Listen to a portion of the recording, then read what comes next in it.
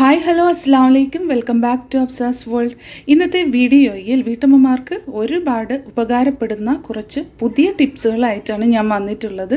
എന്തൊക്കെയാണ് ആ ടിപ്സുകൾ എന്നുള്ളതൊന്ന് നോക്കിയാലോ. അപ്പോൾ ഒട്ടും സമയം കളയണ്ട, നമുക്ക് വീഡിയോയിലേക്ക് പോകാം.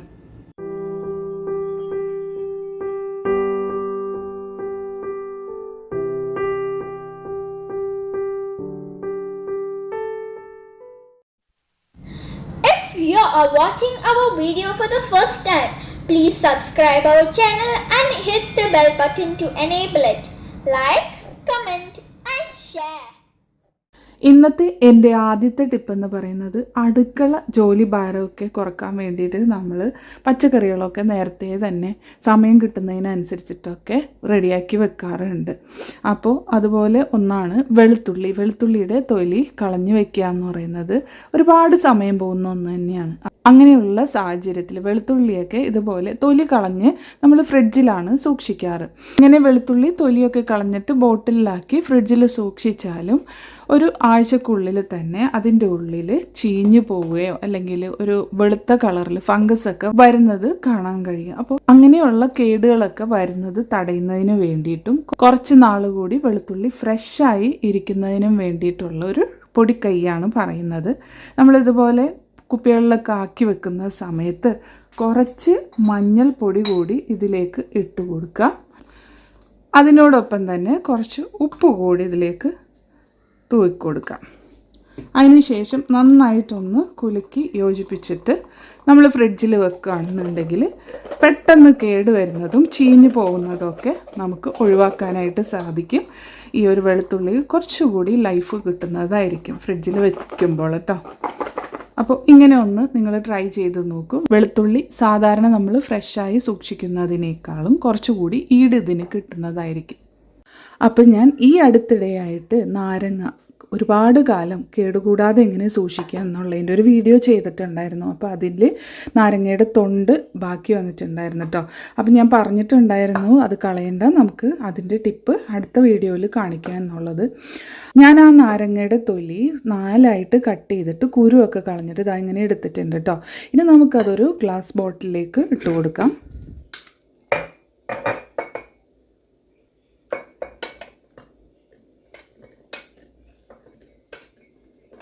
ഫുള്ളായിട്ട് ഇട്ട് കൊടുത്തിട്ടുണ്ട്. ഇനി അതിലേക്ക് ഞാൻ ചേർത്ത് കൊടുക്കുന്നത് കല്ലുപ്പാണ് കേട്ടോ. കല്ലുപ്പ് അപ്പോൾ എത്രയാണോ ക്വാണ്ടിറ്റി അതിനനുസരിച്ചിട്ട് കുറച്ച് മുന്തി നിൽക്കുന്ന രീതിയിൽ നമുക്ക് കല്ലുപ്പ് ഇട്ട് കൊടുക്കാം.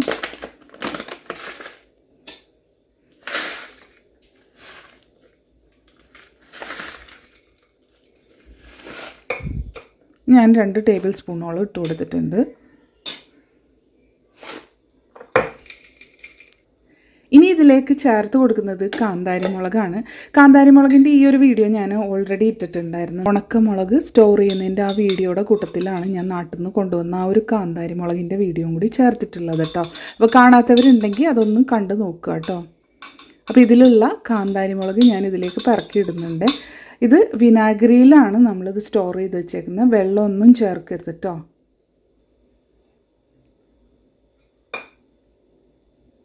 ഇതിൻ്റെ വിനാഗിരി എന്ന് പറയുന്നത് ഭയങ്കര സ്ട്രോങ് ആണ് കേട്ടോ. അപ്പോൾ ഞാൻ ഉണ്ടായിരുന്ന ഒരു കാന്താരി മുളകിൽ ഒരു 10-12 എണ്ണം കൂടി ഇട്ടിട്ടുണ്ട്. ഇനി കുറച്ച് ആ വിനാഗിരി കൂടി ഇതിലേക്ക് വേണമെങ്കിൽ ചേർത്ത് കൊടുക്കാം. വളരെ കുറച്ച് മതി കേട്ടോ.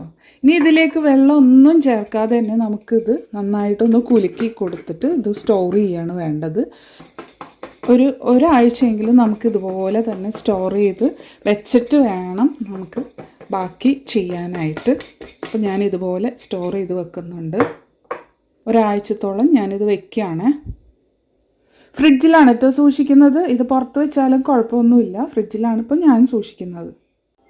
അപ്പോൾ ഇത് നോക്കിയേ, ഒരു 2 ദിവസം കൊണ്ട് നമ്മുടെ നാരങ്ങയുടെ തൊലി കണ്ടോ ഈ രീതിയിലായിട്ടുണ്ട്. അപ്പോൾ നമ്മൾ ഇടയ്ക്കൊന്ന് ഇതുപോലെ കുലുക്കി കൊടുക്കണം. എന്നാൽ മാത്രമേ ആ ഒരു ഉപ്പും എല്ലാം കൂടി ഒന്ന് യോജിച്ചിട്ട് അലിഞ്ഞ് കിട്ടത്തുള്ളൂ. ഇത് അലിഞ്ഞു എന്നല്ല ഞാൻ പറയുന്നത്, ഒരുവിധം ഒന്ന് വാടിയിട്ടുണ്ട്. ഇനി ഇതിലേക്ക് ചേർത്ത് കൊടുക്കുന്നത് ഒരു 10 ഡേറ്റ്സ് ആണ്. അപ്പോൾ ഈത്തപ്പഴം ഞാനിതിങ്ങനെ വട്ടത്തിൽ അരിഞ്ഞിട്ടുണ്ട്. അതായത് ഒന്ന് പകുതിയാക്കിയിട്ട് അത് 4 കഷ്ണമായിട്ട് ചെറിയ കഷ്ണമായിട്ട് അരിഞ്ഞെടുത്തിട്ടുണ്ട്. അപ്പോൾ ഈത്തപ്പഴത്തിൻ്റെ ആ ഒരു സൈസിനനുസരിച്ചിട്ട് നിങ്ങൾ അരിഞ്ഞെടുക്കാം കേട്ടോ.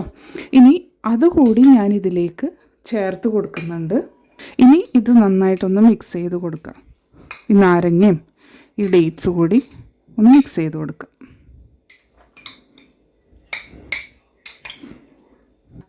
നാരങ്ങയുടെ തൊലിയുടെ കയ്പൊക്കെ ഈ ഒരു ഡേറ്റ്സൊക്കെ ആയിട്ട് മിക്സ് ചെയ്തിട്ട് അതിൻ്റെ ആ ഒരു മധുരം കൂടി ചേർന്ന് കഴിയുമ്പോൾ ബാലൻസ് ആവും കേട്ടോ. ഇത് കുറച്ച് ദിവസം ഇങ്ങനെ വെച്ച് കഴിഞ്ഞിട്ട് വേണം നമുക്ക് ഇതൊരു അച്ചാറാക്കി എടുക്കാനായിട്ട്. കണ്ടോ, ഇതേപോലെ നന്നായിട്ട് മിക്സ് ചെയ്ത് കൊടുക്കുക. എന്നിട്ട് ഇടയ്ക്കിടയ്ക്ക് ഇതൊന്ന് കുലുക്കിയും കൊടുക്കണം കേട്ടോ. ഈത്തപ്പഴം ഇങ്ങനെ ചേർത്ത് കൊടുത്തതിന് ശേഷം നമുക്ക് ഇടയ്ക്ക് ഒന്ന് ഇതുപോലെ കുലുക്കി കൊടുക്കണം. അപ്പോൾ നമ്മൾ ശ്രദ്ധിക്കേണ്ട കാര്യം, നമ്മുടെ ഈ ഒരു ബോട്ടിൽ എന്ന് പറയുന്നത് ഗ്ലാസിൻ്റെ ബോട്ടിൽ തന്നെ എടുക്കുക, പ്ലാസ്റ്റിക് ബോട്ടിലാവരുത്. സാധാരണ അറിയാമല്ലോ, അച്ചാറൊക്കെ ഇടുന്ന കുപ്പി എപ്പോഴും നമ്മൾ ഭരണിയിലോ അല്ലെങ്കിൽ ഇതുപോലെ ഗ്ലാസ് ബോട്ടിലോ ഒക്കെയാണ് സൂക്ഷിക്കാറ്. അപ്പം ഞാനിത് നല്ലപോലെ മിക്സ് ചെയ്ത് യോജിപ്പിച്ചിട്ടുണ്ട്. ഇനി ഇത് നമുക്ക് ഫ്രിഡ്ജിലേക്ക് വെക്കാം. നാരങ്ങയും ഈത്തപ്പഴവും 7 അല്ല, ഒരു 10 ദിവസത്തിനും മേലെ ഞാൻ സൂക്ഷിച്ചിട്ടുണ്ടായിരുന്നു. ഇങ്ങനെ ഇട്ട് വെച്ച് നന്നായിട്ട് അലന്ന് വന്നിട്ടുണ്ട് കേട്ടോ. ഇത് കൂടാതെ തന്നെ നാരങ്ങത്തൊലി ഞാൻ വിനാഗിരിയിലും ഇട്ട് സൂക്ഷിച്ചിട്ടുണ്ടായിരുന്നു. ഇത് കണ്ടോ, നാരങ്ങത്തൊണ്ടും ഉണ്ടമുളകില്ലേ അതും വിനാഗിരിയിലാണ് ഇട്ടിരിക്കുന്നത്. അപ്പോൾ ഞാൻ ഇതെല്ലാം കൂടി ചേർത്തിട്ട് ഞാനൊരു റെസിപ്പി ഉണ്ടാക്കുകയാണ്. അപ്പോൾ അതൊന്ന് കണ്ടു നോക്കിയാലോ. ഈ നാരങ്ങ ദിവസങ്ങളോളം വെച്ചതുകൊണ്ട് തന്നെ അലന്ന് കിട്ടിയിട്ടുണ്ട്. ഇതാകുമ്പോൾ ഞാൻ പെട്ടെന്ന് അലത്ത് കിട്ടാൻ വേണ്ടിയിട്ട് വിനാഗിരിയിലാണ് ഇട്ട് വെച്ചിരിക്കുന്നത്. കുറച്ച് വെള്ളമുളകുണ്ട്, അതുപോലെ ആ ഒരു ചുമന്ന ഉണ്ടമുളകും ഉണ്ട്. അപ്പോൾ നമുക്കിനി എന്ത് ചെയ്യുന്നതെന്ന് നോക്കാം. ചട്ടി ചൂടാക്കാൻ വേണ്ടിയിട്ട് വെച്ചിട്ടുണ്ട്. അതിലേക്ക് നല്ലെണ്ണയാണ് കേട്ടോ ഒഴിച്ചു കൊടുക്കുന്നത്. ഒരു 2 ടേബിൾ സ്പൂൺ നല്ലെണ്ണ ഞാൻ ഒഴിച്ചു കൊടുത്തിട്ടുണ്ട്. ഇനി അതൊന്ന് ചൂടാകുമ്പോൾ കുറച്ച് കടുക് ഇട്ടൊന്ന് പൊട്ടിക്കാം.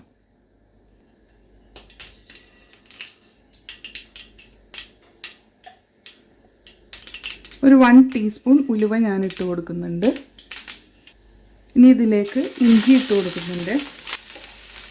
ഒപ്പം തന്നെ വെളുത്തുള്ളി ഞാൻ ഇട്ട് കൊടുക്കുന്നുണ്ട്. വെളുത്തുള്ളി ഞാൻ കട്ട് ചെയ്തിട്ടൊന്നുമില്ല, അങ്ങനെ തന്നെയാണ് ഇട്ട് കൊടുത്തിരിക്കുന്നത്. ഇതിലേക്ക് 3 പച്ചമുളക് ചെറുതായി അരിഞ്ഞത് ഇട്ട് കൊടുക്കുന്നുണ്ട്. കറിവേപ്പില 2 തണ്ട് ഇട്ട് കൊടുത്തിട്ടുണ്ട്.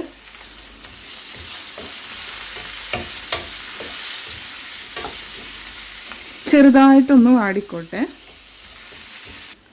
കുറച്ച് കായപ്പൊടി ഇട്ട് കൊടുക്കുന്നുണ്ട്. ഞാനിതിലേക്ക് ഉപ്പ് ഇപ്പോൾ ചേർത്ത് കൊടുത്തിട്ടില്ല. എന്നിരുന്നാലും ഞാൻ ഇട്ടിരിക്കുന്ന വെളുത്തുള്ളിയിൽ കുറച്ച് മഞ്ഞൾപ്പൊടിയും ഉപ്പും ചേർത്തിട്ട് ഫ്രിഡ്ജിൽ വെച്ചിരുന്നതാണ്. ഞാൻ നേരത്തെ പറഞ്ഞ പോലെ ഫ്രിഡ്ജിൽ സ്റ്റോർ ചെയ്തിരുന്ന ആ ഒരു വെളുത്തുള്ളിയാണ് ഞാൻ ഇട്ട് കൊടുത്തിരിക്കുന്നത്. നാരങ്ങയിലും വിനാഗിരി ചേർത്ത് വെച്ചിട്ടുള്ള നാരങ്ങയിലൊക്കെ ഉപ്പുള്ളത് കൊണ്ട് അതുകൂടിയൊക്കെ ചേർത്തതിന് ശേഷം മാത്രം ഉപ്പ് പാകമാണോ എന്ന് നോക്കിയതിന് ശേഷം മാത്രം ബാക്കി ചേർത്ത് കൊടുത്താൽ മതി. ഇനി ഇത് ഏകദേശം ഒന്ന് വാടിയിട്ടുണ്ട്. ഇനി നമുക്കതൊന്ന് ഓഫ് ചെയ്തിടാം. 2 ടേബിൾ സ്പൂൺ മുളക് പൊടിയാണ്, കാശ്മീരി മുളക് പൊടിയാണ് ചേർത്ത് കൊടുക്കുന്നത്. 1/2 ടീസ്പൂൺ മഞ്ഞൾപ്പൊടി ചേർത്തിട്ടുണ്ട്.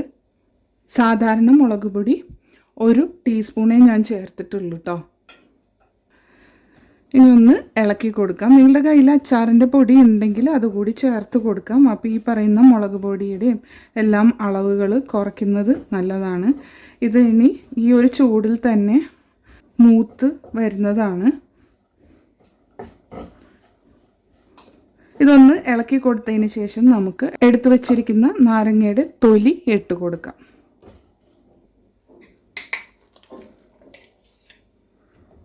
കണ്ടോ, നന്നായിട്ട് അലുത്ത് വന്നിട്ടുണ്ട് കേട്ടോ. ഇത് 7 ദിവസം അല്ല, അതിൽ കൂടുതലൊക്കെ ഞാൻ വെച്ചിട്ടുണ്ട്. ഇതിനൊന്നും തീരെ കയ്പില്ല, നല്ല ടേസ്റ്റാണ്. ആ ഒരു ഈന്തപ്പഴത്തിൻ്റെ മധുരവും നാരങ്ങയുടെ ആ ഒരു നാരങ്ങ തൊണ്ടിനുള്ള ആ ഒരു കയ്പും പുളിയും എല്ലാം കൂടി ചേർന്നിട്ട് നല്ലൊരു ടേസ്റ്റാണ് ഇതിനുള്ളത്. അടുത്തതായിട്ട് നമുക്ക് വിനാഗിരിയിൽ ചേർത്തിട്ടുള്ള ആ ഒരു നാരങ്ങ കൂടി ഇതിലേക്ക് ഇട്ട് കൊടുക്കാം.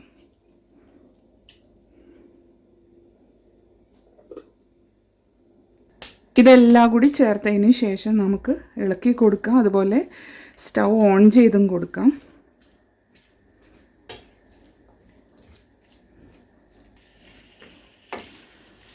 ഇപ്പം തന്നെ നല്ലൊരു മണമൊക്കെ വരുന്നുണ്ട്. മാത്രമല്ല ഇത് കണ്ടിട്ട് തന്നെ നല്ല കൊതിയാവുന്നില്ലേ.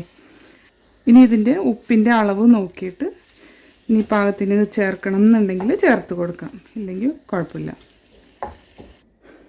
അങ്ങനെ നമ്മൾ നാരങ്ങത്തൊണ്ട് കൊണ്ടുള്ള അച്ചാർ ഇവിടെ റെഡിയാണ്. അപ്പോൾ ഇനി നാരങ്ങയൊക്കെ പിഴിഞ്ഞതിന് ശേഷം തൊണ്ട് നിങ്ങൾ കളയല്ലേ.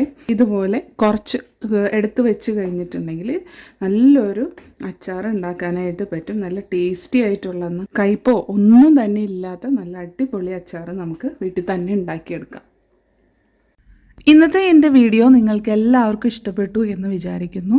ഇഷ്ടപ്പെട്ടാൽ വീഡിയോ ലൈക്ക് ചെയ്യാനും കമൻറ്റ് ചെയ്യാനും ഷെയർ ചെയ്യാനും മറക്കല്ലേ ഫ്രണ്ട്സ്.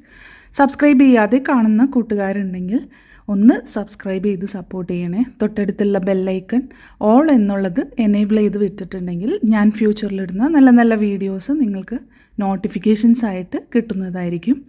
അപ്പോൾ ഇൻഷാല്ലാ മറ്റൊരു വീഡിയോ ആയിട്ട് വരുന്നത് വരേക്കും എല്ലാവർക്കും താങ്ക് യു ഫോർ വാച്ചിങ്.